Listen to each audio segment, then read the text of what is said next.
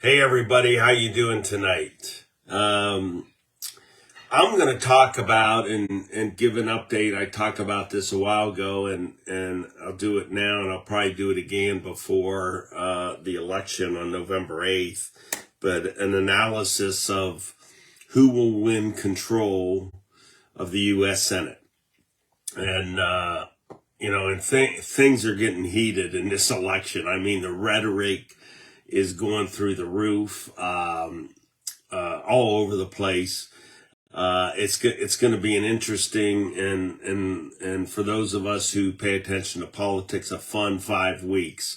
And 5 weeks from today is election night. So this is an update on the analysis of will the Republicans win control of the U.S. Senate? And to set this up, there are 34 U.S. Senate elections on November 8th. 34.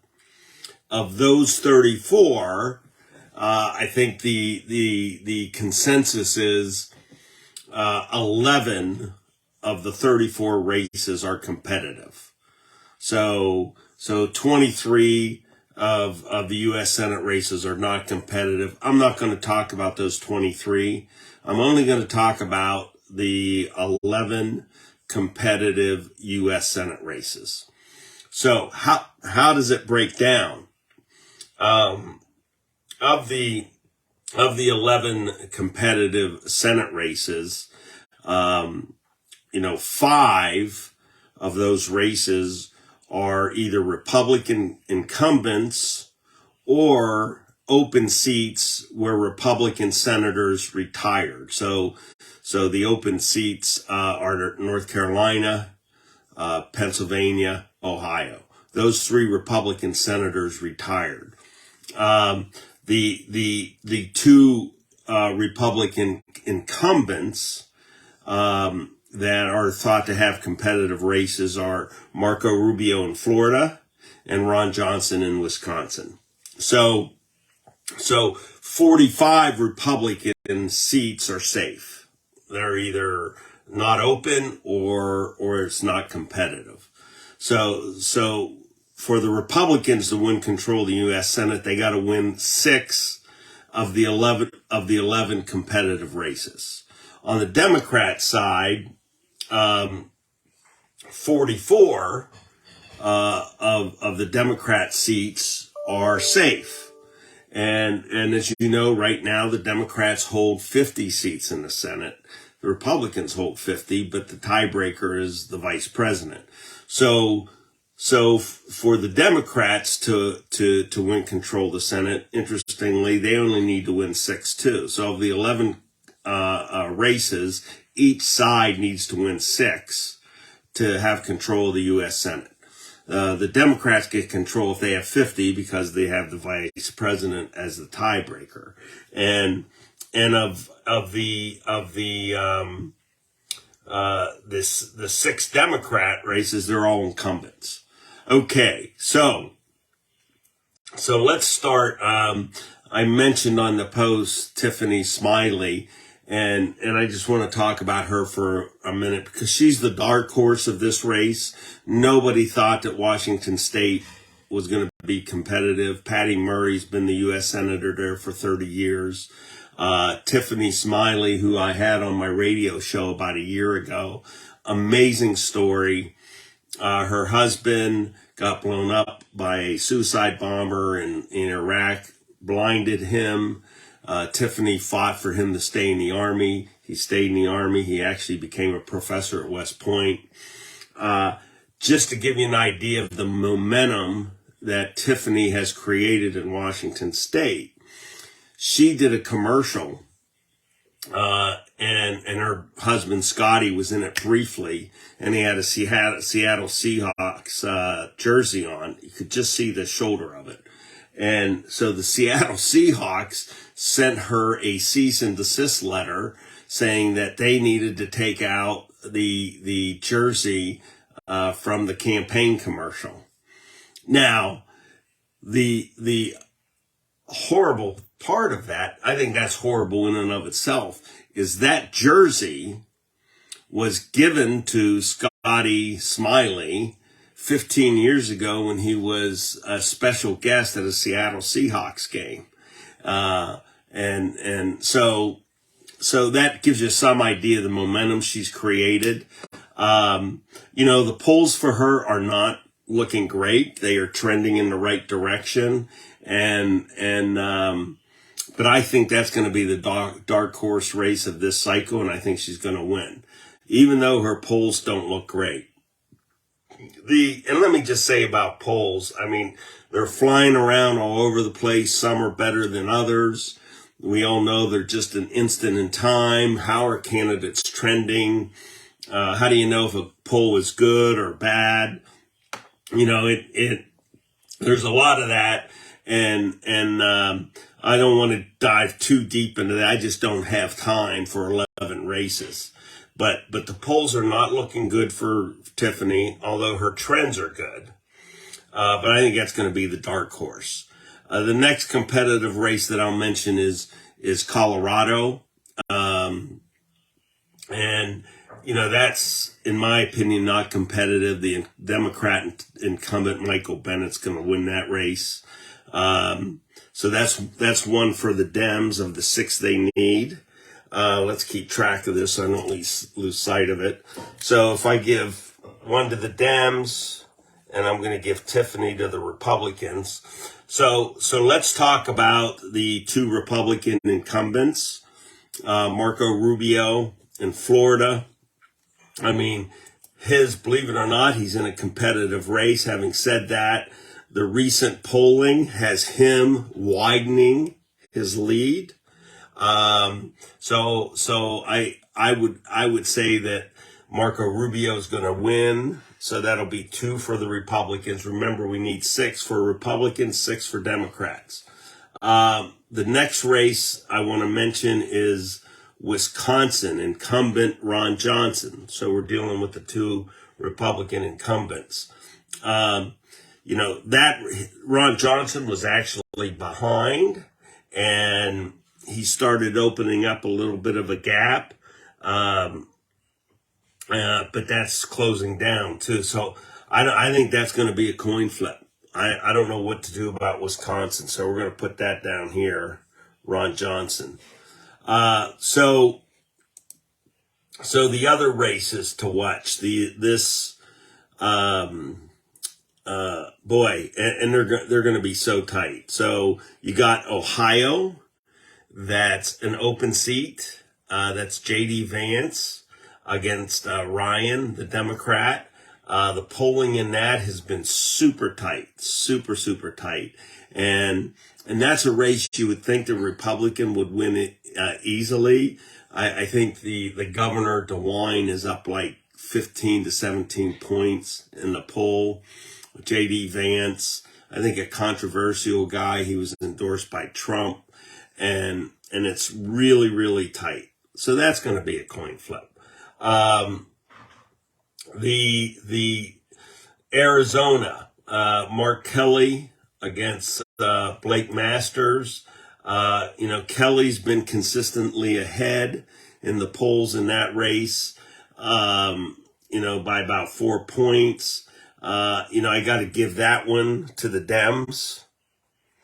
So that's 2 for the Dems, 2 for the Republicans. I got 2 toss-ups, right? I've got Ohio and Wisconsin as toss-ups. So then North Carolina, open seat. The Republican incumbent retired, and you got Ted Budd against Sherry Beasley. That race is really close. Really, really, really close. I think Trump won North Carolina by about 2 points in the presidential election. So that's going to go into the toss-up category. And I'm going to come back to the toss-ups. So that's 3 toss-ups. The next one I'll go to is Georgia. Warnock against Herschel Walker. The polling on that has been very, very, very close, but you've probably seen what's happened in the last 24 hours in Georgia with the accusations against Herschel Walker, and then his son coming out talking against him. Really ugly, messy situation. It's I think when politics gets into those kind of personal attacks, it shouldn't be what it's about. You're going to see a lot more of that. I'm here to tell you, you're going to see a lot more of it, and I think you're going to see it here in New Hampshire. So I think Georgia at this point, I'm going to put in the Democrat column. And listen, I can be wrong on these predictions. A lot can happen in 5 weeks, and I'm going to do this again at least once, maybe twice. I'll do it again, and I'm sure I'm going to change my mind based on what's going on politically, because things will change as the weeks go by. But this is how I kind of see it today. So that was Georgia. I've got 3 Dem, 2 Republican, and 3 toss-ups. Remember, each side has to win 6 to have control of the U.S. Senate. The next one, I'm gonna hold off on New Hampshire till the end. Nevada, Laxalt Adam Laxalt is pulling ahead of the incumbent, Cortez Masto. I'm going to give that one to the Republicans, Laxalt. So that makes it 3-3.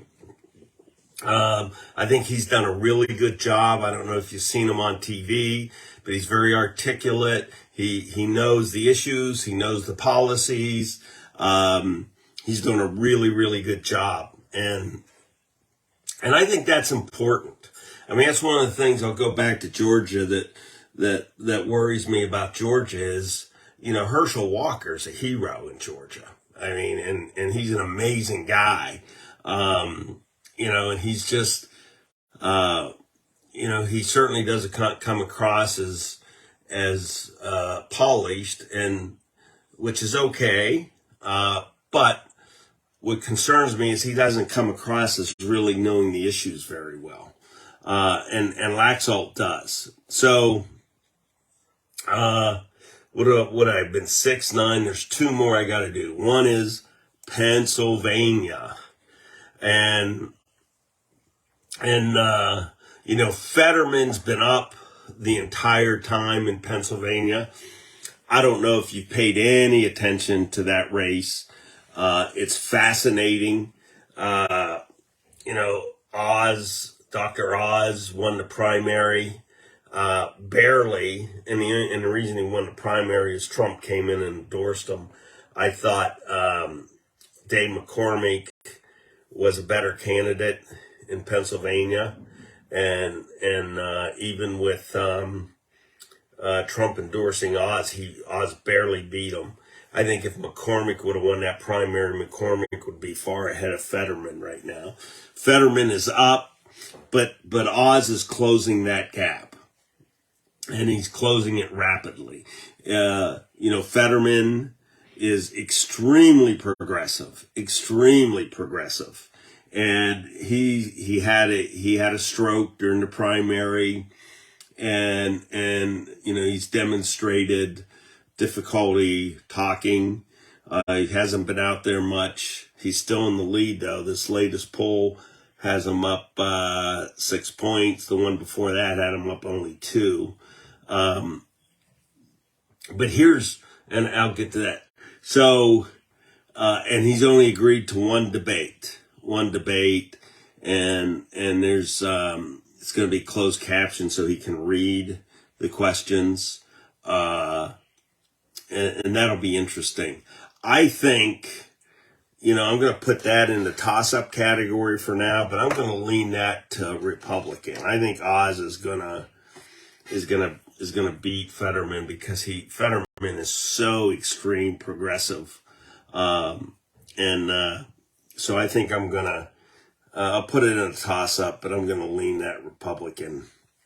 And then the last one is New Hampshire. Really interesting here. I was preparing for this today, and then I came in about 40 minutes ago and wanted to prepare again. And sure enough, since I had prepared earlier, until I came in, there were 2 additional polls that came out in New Hampshire. One had Hassan at up by 7, and one had Hassan up by 3. And this is I think where you got to be careful about polls. If you look at the New Hampshire polls, since the primary, Hassan has been up on Bolduc by anywhere from 7 to 13 points. And then Trafalgar comes out with a poll today with 3. And when there was another poll that came out today at 7. The thing that concerns me about these polls, even the Trafalgar poll, is Hassan is polling, in all these polls, what would I say? There were 2, 4, 5, 6 since the primary. Of those 6 polls, 4 of them, she's at or over 50%. And that becomes a huge problem because your undecideds are less, and that means you got to change people's minds, and that's very, very hard to do. So that's, in my opinion, something that's worrisome for Don Bolduc in New Hampshire. Even in this poll today that Trafalgar came out, she's like at 48.5%. So she's close to 50 in that one, not at 50 as she is in the others, 48.2%. So that's a concern, that she's up around 50. And believe it or not, her favorability compared to unfavorability is much better than Don Bolduc. So this other poll that came out today, for example, just to give you an idea, and I'm going a little deeper into the New Hampshire polling because this is New Hampshire. Hassan is negative 4% on the favorable to unfavorable, so she comes in unfavorable at 51, favorable at 47. Don Bolduc comes in, negative 18%. So he's 54 unfavorable, 36% favorable. So he's way underwater on the favorability side. And I think the big difference there is, Democrats, only 3% of Democrats have an unfavorable view of Hassan, whereas on the Republican side, let me see here. Yeah, it's like 21% Republicans have an unfavorable view of Bolduc. So that's the big difference. So at any rate, given that she's at or above in 4 out of the 6 polls, I would even say 5, because the one had her like at 49.6, I think. And the fact that her favorables are better than Bolduc's by a large margin. I mean, I think Hassan is going to win this race, and I hope I'm wrong. I'd love to see Bolduc win. I think it's a very important race, and it would be great if he won. But just giving you my honest assessment based on how I see things now, and this is a moment in time, and things can change. So that's the way I'm seeing it now. And as you know, I try to call balls and strikes on all this stuff. So of the 11 races, okay, of the 11 races, and just to recap, Republicans, there's 11 competitive races, even though there's 34 U.S. Senate races, only 11 are competitive, right? And you've got 45 solid Republican seats and 44 solid Democrat seats. So 6 and 5 is 11. But Democrats only need to win 6 to get to 50 because they got the tiebreaker. Republicans need to win 6. And the way I have this broken down now, I've got Republicans winning 3, Democrats winning 4, and then these 4 toss-ups. And let me go back to the toss-ups now, and try not to be so wishy-washy on those.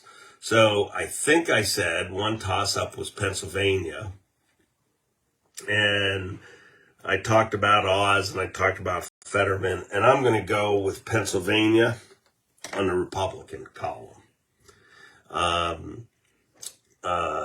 I just think Oz will overtake Fetterman. Fetterman's just an awful candidate. Ohio, I had as a toss-up. And, and let me talk about Wisconsin. I think Ron Johnson's going to win in Wisconsin. So that brings us to 5. So we really get down to 4 Democrat wins, 5 Republican wins. That brings Republicans to 50. That brings Democrats to 49. So of those last 2 races, all right, the Democrats, the Republicans need to win both of them, actually. And that's North Carolina and Ohio. When you look at Ohio, it's so tight. I think J.D. Vance will pull that one out. And because, Ohio has turned into a deep red state. He's got some baggage as a candidate. And as does Tim Ryan. But I think J.D. Vance will pull that out. And then that leaves us at North Carolina. And to go back to North Carolina, remember both Ohio, North Carolina, Pennsylvania, these are open seats because Republican senators retired. You look at North Carolina polls, Bud has been barely ahead. And that thing's going to be a coin flip. And so I'm going to leave you hanging there. It's 50-49 with the North Carolina race up in the air. And I don't, it's just so close. It is so close. I mean, the Democrat, Sherry Beasley, is closing it down. The last 2 polls there, one's tied, one has Bud up by 1. It is so close. So this thing, I think, is going to come down to maybe North Carolina. I will throw into that Pennsylvania and Ohio. So North Carolina, Pennsylvania, Ohio. What do those 3 races have in common? They're open seats. Republican senators retired. It's going to be that close, in my opinion. Now, listen, 5 weeks, a lot can change.